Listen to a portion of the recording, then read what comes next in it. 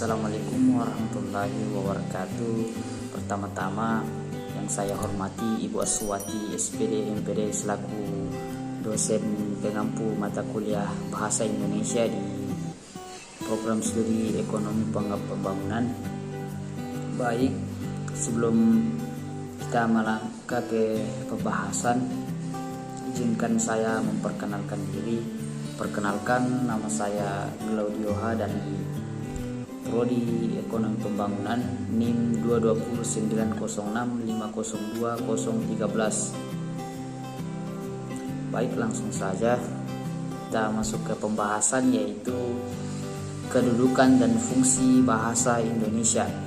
Sejarah kedudukan dan fungsi bahasa Indonesia tentu penting untuk diketahui oleh seluruh warga negara Indonesia. Pemahaman masyarakat mengenai sejarah kedudukan dan fungsi bahasa Indonesia bisa menjadi dasar dan menumbuhkan jiwa nasionalisme. Bahasa Indonesia sendiri memiliki dua kedudukan, bahasa nasional dan bahasa negara. Lalu, bagaimana sejarah dan kedudukan bahasa Indonesia itu sendiri? Di video selanjutnya kita akan membahas berikut. Langsung saja, yaitu sejarah bahasa Indonesia. Bahasa Indonesia disebut lahir pada tanggal 28 Oktober tahun 1928. Pada saat itu, para pemuda dari berbagai pelosok Nusantara berkumpul dalam kerapatan pemuda dan berikrar. Saat ini, momen tersebut kita kenal dengan ikrar Sumpah Pemuda. Unsur yang ketiga dari Sumpah Pemuda merupakan pernyataan tekad bahwa bahasa Indonesia merupakan bahasa persatuan bahasa Indonesia. Pada tahun 1928, itulah bahasa Indonesia dikukuhkan kedudukannya sebagai bahasa nasional. Kemudian, bahasa Indonesia dinyatakan sebagai bahasa negara pada tanggal 18 Agustus tahun 1945 karena pada saat itu Undang-Undang Dasar 1945 disahkan sebagai Undang-Undang Dasar dan Negara Republik Indonesia. Keputusan Kongres Bahasa Indonesia II tahun 1954 di Medan antara lain menyatakan bahwa Indonesia berasal dari bahasa Melayu. Bahasa Indonesia tumbuh dan berkembang dari bahasa Melayu yang sejak zaman dulu sudah dipergunakan sebagai bahasa perhubungan atau interference. Bukan hanya di Kepulauan Nusantara ternyata, melainkan juga hampir di seluruh Asia Tenggara. Hal ini diperkuat dengan ditemukannya prasasti-prasasti kuno yang ditulis dengan menggunakan bahasa Melayu. Kemudian selanjutnya ada kedudukan bahasa Indonesia. Berdasarkan kedudukannya, bahasa Indonesia dijadikan sebagai bahasa nasional dan bahasa negara. Mengapa demikian? Berikut penjelasannya. Yang pertama, ada sebagai bahasa nasional. Dalam kedudukannya sebagai bahasa nasional, fungsi bahasa Indonesia adalah sebagai lembaga kebanggaan kebangsaan, identitas nasional, dan alat perhubungan antar warga, antar daerah dan antar budaya, serta alat pemersatu suku, budaya, dan bahasa Nusantara. Kemudian sebagai bahasa negara. Sedangkan dalam kedudukannya sebagai bahasa negara, fungsi bahasa Indonesia adalah sebagai bahasa resmi kenegaraan, bahasa pengantar pendidikan, alat perhubungan tingkat nasional, dan alat pengembangan kebudayaan ilmu pengetahuan dan teknologi. Baik, kita lanjut di fungsi bahasa Indonesia sebagai bahasa nasional. Melansir dari Kantor Bahasa Banten, Kementerian Pendidikan Kebudayaan, Riset dan Teknologi atau Kemendikbud Ristek, dalam kedudukannya sebagai bahasa nasional, bahasa Indonesia memiliki beberapa fungsi. Yang pertama ada lambang kebanggaan kebangsaan. Fungsi bahasa Indonesia sebagai lambang kebanggaan kebangsaan adalah bahasa Indonesia mencerminkan nilai-nilai budaya atau nilai-nilai sosial budaya yang mendasari rasa kebangsaan. Kemudian yang kedua ada lambang identitas nasional.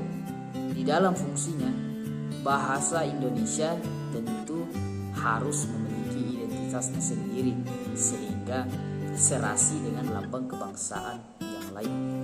Dan bahasa Indonesia memiliki identitasnya hanya apabila masyarakat pemakainya, terutama kaum muda dan pelajar, membina dan mengembangkan sedemikian rupa sehingga bersih dari unsur-unsur bahasa lain. Kemudian yang ketiga ada alat perhubungan antar warga, antar daerah dan antar budaya. Di sini ada bahasa Indonesia memiliki peran yang vital di masyarakat umum dan nasional. Berkat adanya bahasa Indonesia, masyarakat dapat berhubungan satu dengan yang lain sedemikian rupa sehingga kesalahpahaman sebagai akibat perbedaan latar belakang sosial, budaya dan bahasa tidak perlu dikhawatirkan. Bisa kita pikirkan jika bahasa Indonesia tidak diterapkan di negara kita, maka kesalahpahaman bisa terjadi ketika bahasa dari daerah yang lain dengan bahasa dari daerah yang lain bertemu. Bisa terjadi kesalahpahaman bila pengertiannya tidak diterjemahkan. Nah, di sini bahasa Indonesia bisa menjadi salah satu jalur utama untuk memperbaiki dan bisa menjadi bahasa satuan untuk negara Indonesia. Kemudian masyarakat dapat berpergian ke pelosok tanah air dengan hanya memanfaatkan bahasa Indonesia sebagai satu-satunya alat komunikasi. Dan ada yang keempat, alat pemersatu suku budaya dan bahasanya. Bahasa Indonesia sebagai alat pemersatu suku budaya dan bahasa maksudnya adalah bahwasanya bahasa Indonesia memungkinkan keserasian di antara suku-suku budaya dan bahasa di Nusantara tanpa harus menghilangkan identitas kesukuan dan kesetiaan kepada nilai-nilai sosial budaya serta latar belakang bahasa daerah yang bersangkutan. Selanjutnya ada fungsi bahasa Indonesia sebagai bahasa negara. Beberapa fungsi bahasa Indonesia sebagai bahasa negara di sini bisa kita lihat seperti bahasa yang pertama ada bahasa resmi kenegaraan. Fungsi bahasa Indonesia sebagai bahasa negara yang pertama ialah digunakan sebagai bahasa resmi kenegaraan. Ini artinya seluruh kegiatan kenegaraan dan penyelenggaraan harusnya menggunakan bahasa Indonesia. Kegiatan yang dimaksud contohnya seperti upacara, peristiwa dan kegiatan kenegaraan baik dalam bentuk lisan maupun dalam bentuk tulisan. Dan salah satu kegiatan tersebut adalah penulisan dokumen dan putusan-putusan serta surat-surat yang dikeluarkan oleh pemerintah dan badan-badan kenegaraan lainnya serta pidato-pidato kenegaraan. Nah, bisa kita lihat jika pemerintah mengeluarkan surat-surat menggunakan bahasa daerah masing-masing atau menggunakan bahasa daerah yang lain untuk, atau contohnya menggunakan bahasa daerah dari daerah, contohnya Kalimantan, suratnya dikirim ke daerah Sulawesi, pasti orang Sulawesi tidak akan paham karena bahasa dari Kalimantan dan bahasa daerah di Sulawesi itu pasti berbeda. Kemudian bahasa pengantara dalam dunia pendidikan. Sebagai bahasa negara, fungsi bahasa Indonesia sendiri tentu sangat vital dalam dunia pendidikan di Nusantara. Maka dari itu, fungsi bahasa Indonesia disinilah sebagai bahasa negara. Yang kedua ialah dijadikannya sebagai bahasa pengantar di sekolah dan perguruan tinggi. Yang ketiga ada bahasa komunikasi tingkat nasional. Dalam hal ini, fungsi bahasa Indonesia dipakai bukan saja sebagai alat komunikasi timbal balik antar pemerintah dan masyarakat luas, bukan saja sebagai alat perhubungan antar daerah dan antar suku, melainkan juga sebagai alat perhubungan di dalam masyarakat yang sama latar belakang sosial budaya dan bahasanya. Selain itu, juga berfungsi dalam kepentingan perencanaan dan pelaksanaan pembangunan nasional serta kepentingan pemerintah lainnya. Fungsi yang keempat ada alat pengembangan kebudayaan, ilmu pengetahuan dan teknologi.